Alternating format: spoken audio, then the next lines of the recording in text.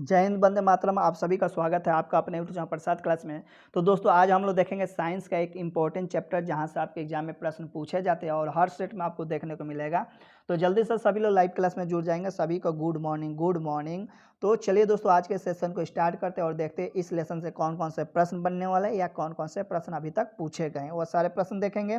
तो देखिए दोस्तों, आपका पहला प्रश्न बन सकता है कि जल का भाप में बदलना किस प्रकार का परिवर्तन है। और ये भी प्रश्न आपके एग्जाम में पूछा गया प्रश्न है, जल का भाप में बदलना किस प्रकार का परिवर्तन है। तो भौतिक परिवर्तन है, इंपॉर्टेंट प्रश्न। अब देखिए दोस्तों, अगला प्रश्न है कि ठोस से सीधे वाष्प में बनने की प्रक्रिया को क्या कहते हैं। ये भी प्रश्न आपके एग्जाम में पूछा गया है कई बार और इम्पोर्टेंट प्रश्न है। नहीं है याद है तो स्टार देकर आप लोग नोट्स में लिख लीजिएगा। ऊर्ध्वपातन, ठीक है। अब चलिए दोस्तों अगला प्रश्न देखते हैं। अगला प्रश्न क्या बन सकता है कि अधिक ऊंचाई वाले स्थानों पर पानी 100 डिग्री सेल्सियस के नीचे के तापमान पर उबलता है, यानी कि 100 से नीचे के तापमान पर उबलने लगता है ऊंचाई पे, क्योंकि वायुमंडलीय दाब कम हो जाता है। इस कारण जल का क्वथनांक बिंदु घट जाता है। तो यहाँ से आपका प्रश्न बन सकता है कि ऊंचाई वाले स्थानों पर क्या 100 से कम सेल्सियस पे पानी उबलता है। तो हाँ, उबलता ही। और वहाँ पे वायुमंडलीय का दाब क्या अधिक होता है कि कम, तक कम हो जाता है। और क्वथनांक क्या होता है, घट जाता है। यहाँ से प्रश्न बन सकता है। अब चलिए दोस्तों अगला प्रश्न देखते हैं क्या बन सकता है इस लेसन से। यहाँ से प्रश्न क्या बनेगा, अशुद्धियों के कारण द्रव के क्वथनांक पर क्या प्रभाव पड़ता है। ये भी इंपॉर्टेंट प्रश्न है, एग्जाम में देखा गया और सेट में भी। तो दोस्तों यहाँ से ये प्रश्न बन सकता है, द्रव का क्वथनांक बढ़ जाता है। और बहुत सारे लोग कमेंट कर रहे हैं कि सर ऑप्शन ऑप्शन, तो मैं इस टाइम आपको सिर्फ सब्जेक्टिव कराता हूँ जो कि वन लाइनर्स क्वेश्चन होते हैं और ये क्वेश्चन सारे इंपॉर्टेंट होते ना आए आपके एग्जाम के व्यू से, ठीक है मेरे भाई। तो ये बस इस टाइम आपकी जो क्लास चलती है, इस टाइम में आपकी यही क्लास चलती है, वन लाइनर वाला, ठीक है। और ऑप्शन वाला आपकी रात को चलती है, ठीक है मेरे भाई। अब देखिए दोस्तों अगला प्रश्न बन सकता है, कोहरे में कौन सा कोलाइडी तंत्र प्रयुक्त होता है। ये प्रश्न बन सकता है और कई पूछा भी गया है रेलवे में ये प्रश्न, ठीक है। गैस में द्रव, ठीक है। अब देखिए दोस्तों अगला प्रश्न बन सकता है कि शक्कर के घोल का तापमान बढ़ाने से शक्कर की विलीयता पर क्या प्रभाव पड़ता है। तो विलीयता बढ़ जाएगी। ये भी प्रश्न आपके एनटीपीसी में पूछा गया था, ठीक है। चलिए दोस्तों अगला प्रश्न देखते हैं। अगला प्रश्न बन सकता है कि नमक मिश्रित कपूर को किस प्रकार शुद्ध किया जा सकता है। ये भी प्रश्न इंपॉर्टेंट है, कई बार एग्जाम में पूछा गया है। नमक मिश्रित कपूर को किस प्रकार शुद्ध किया जा सकता है। तो ऊर्ध्वपातन द्वारा कपूर को निकाला जा सकता है। ये तो आपको जानते भी होंगे और इसका राइट आंसर यही होगा, ये होगा ना, ये इसका हो जाएगा, ठीक है। चलिए अगला प्रश्न देखते हैं। जल अपघटन में ऊर्जा किस रूप से में उत्पन्न होती है। जल अपघटन में ऊर्जा किस रूप में उत्पन्न होती है। तो ऊष्मा के रूप में उत्पन्न होती है। ये भी प्रश्न इंपॉर्टेंट है, एग्जाम में पूछा गया है। अब देखिए दोस्तों अगला प्रश्न बन सकता है कि पानी में चीनी का घुलना किसका उदाहरण है। ये भी प्रश्न आपके एग्जाम में पूछा गया है कि पानी में चीनी का घुलना किसका उदाहरण है। तो भौतिक परिवर्तन का है, ठीक है मेरे भाई। ये भी प्रश्न इंपॉर्टेंट है। अब देखिए दोस्तों अगला प्रश्न बन सकता है, किसी मिश्रण से ठोस विलय को पृथक करने की विधि क्रिस्टलीकरण कहलाती है। और ये भी प्रश्न आपके एग्जाम में पूछा गया है कि किसी मिश्रण से ठोस विलयन को पृथक करने की विधि को क्या कहते हैं। तो क्रिस्टलीकरण कहते हैं। और पायस किस प्रकार का कोलाइड है होता है। ये भी इंपॉर्टेंट प्रश्न आपके एग्जाम में एसएससी जीडी में पूछा गया था। पायस किस प्रकार का कोलाइड है। तो द्रव में द्रव का, ठीक है। अगला प्रश्न बन सकता है कि आयोडीन और पोटेशियम क्लोराइड के मिश्रण को किस प्रकार पृथक किया जा सकता है। तो ऊर्ध्वपातन द्वारा पृथक किया जा सकता है और ये भी इंपॉर्टेंट है, कई बार पूछा गया है।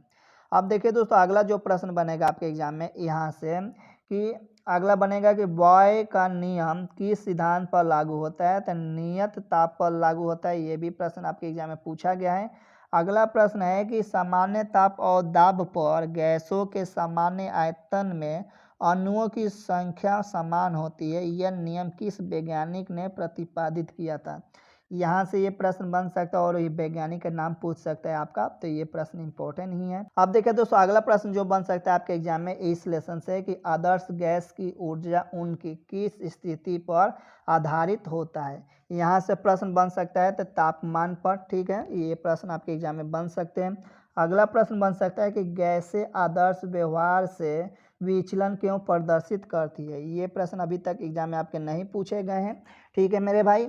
अब देखिए दोस्तों, अगला प्रश्न है कि दहन किस प्रकार की अभिक्रिया है। ये प्रश्न एग्जाम में कई बार पूछा गया और इम्पोर्टेंट है, तो ऑक्सीकरण अभिक्रिया है। अब देखिए दोस्तों, अगला प्रश्न है जो कि स्थिर ताप पर गैस प्रसारित करने पर गैस पर क्या प्रभाव पड़ता है। ये भी प्रश्न आपके एग्जाम में पूछा गया है, तो उसका दाब घट जाता है। ठीक है, देखिए दोस्तों, अगला प्रश्न बन सकता है कि परम ताप किस नियम का परिणाम है। इसका राइट आंसर क्या होगा, तो परम ताप किस नियम का परिणाम है, तो चार्ल्स के नियम का परिणाम है। और ये प्रश्न आपके एग्जाम में पूछा गया है। गैसीय समीकरण आपसे पूछा जाता है, कभी कभी इसका सूत्र पूछा जाता है गैसीय समीकरण, तो इसको भी आप लोग ध्यान में रखिएगा। प्रदर्शित करता है, तो 1 मोल गैस को प्रदर्शित करता है। अब देखिए दोस्तों, अगला प्रश्न बन सकता है कि आदर्श गैस की ऊर्जा निर्भर करती है। आदर्श गैस की ऊर्जा निर्भर करती है गैस के मोलों की संख्या पर निर्भर करती है। अब देखिए दोस्तों, अगला प्रश्न बन सकता है कि रोटी तथा गर्म गैस के गुब्बारों पर फूलना किस गैसीय नियम को व्यवहार रूप में दर्शाते हैं।